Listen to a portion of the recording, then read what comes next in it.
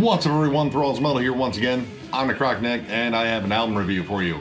Yet another EP that came out that I wanted to go over was the debut EP from Black Hole Deity, Lair of the Xenolich. This also came out on the 5th of February on Everlasting Spew Records. This band formed in 2019, so very, very young band. From Birmingham, Alabama. Again, this is their debut EP. They had one single, which was on this EP, and they feature Mike Heller on drums, who plays in Malignancy, Fear Factory, and Raven, and has played in a litany of bands. Like, there was a lot of bands he's been in. The other members definitely come from other bands as well, though I didn't recognize any specific acts, but these guys are straight up death metal, and you get that right away with the opening track, Raised Earth Edict.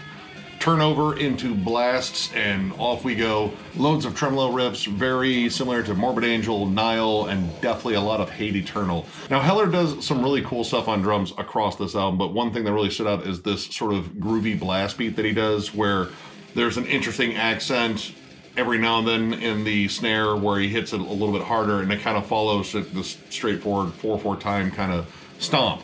And it's just kind of a cool little thing that he peppers in there, but this guy has loads of wild fills. And I love the riff construction on here. These guys definitely love, again, old school death metal. Alabama is very close to Florida, and they definitely seem like they have a lot of that Floridian feel to it, but there's also bits of blackened atmosphere. You get that in this opening track, Raised Earth Edict, and you also get that in Railgun Combat and the title track as well. There are moments on there that they kind of just take the death metal out for a second, play a little bit of stuff that sounds very similar to Belphegor.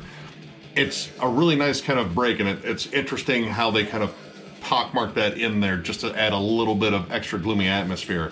Generally when they're doing like lead work on here, it's very polished and very just melodic. It's very technical leads too. I really like the overall feel of all the solos on here. There's a sort of like Chuck Schuldiner-ish sort of feel to it, and later death kind of pops up on here too. These guys, I wouldn't call them technical death metal, but there are moments that definitely scream death's human and individual thought patterns. The opening to Railgun Combat, it's kind of an isolated part too. The way it opens up, it has those like technical crawling riffs you hear that are on human and individual thought patterns. And then on Multiverse Incantations, again, you just hear riffs that kind of scream that era of death. Now the first couple of tracks are definitely more blast beat forward. Now Railgun Combat is a little bit more groovy, but Raised Earth Edict is definitely almost entirely blasts up until the end, where it brings in this really cool groovy breakdown. But that was kind of an issue. That groovy breakdown kind of sounded like it was like a segue to another part, and then the song just ends. And that was kind of an issue on the first two tracks. They didn't seem to know how to end the song well. There is a weird ascending, like sort of tremolo riff at the end of Railgun Combat that you feel, again, is going to lead into a different part, but it just kind of ends right there. The title track and Multiverse Incantations are the two stronger tracks, I think. Now granted, I think the other two tracks are really good as well. It was just the ending bit. But those two songs at the end are absolutely monstrous. They bring the groove, lots of old school death metal nods. There's definitely a bit of like monstrosity and immolation there. The riffs are absolutely pummeling.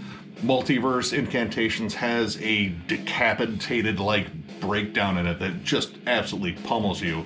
And the title track, you'd swear it was like a Blackened Suffocation song. The blast beats sound so similar to Mike Smith's just absolutely pummeling blast beats that he does, that full extension just beat down. And that one amps up the energy a little bit with some more like faster vocal cadences. Most of the vocal cadences are really good, but they kind of follow along the riff a little bit.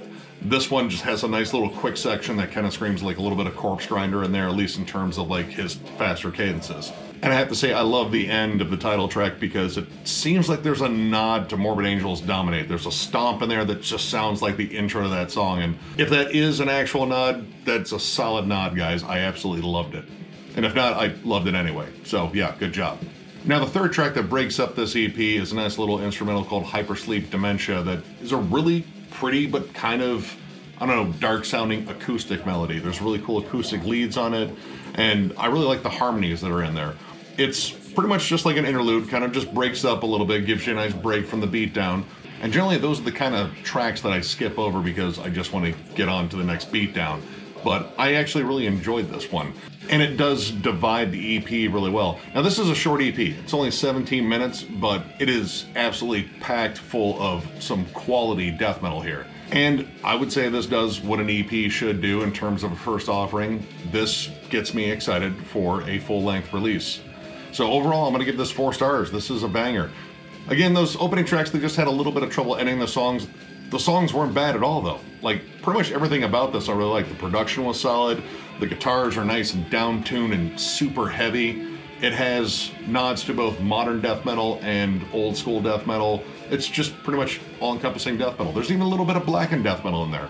Scorching lead work, and this pretty much checks all the boxes, and this is a hell of a start for a new band. I mean, for only being around for a couple of years, you're off to a really good start. So yeah, I'm definitely excited for a full length in the future, and I'm gonna probably order this not too long after I'm done recording this. So if you enjoyed this review, give it a thumbs up. And if you are new to the channel, subscribe, because we do stuff like this all the time. Also, we have a giveaway going on. Once we hit 4,500 subs, we're gonna give away a vinyl and 3 CDs. If you go to our channel, it should play automatically. It should be the first video you see on there.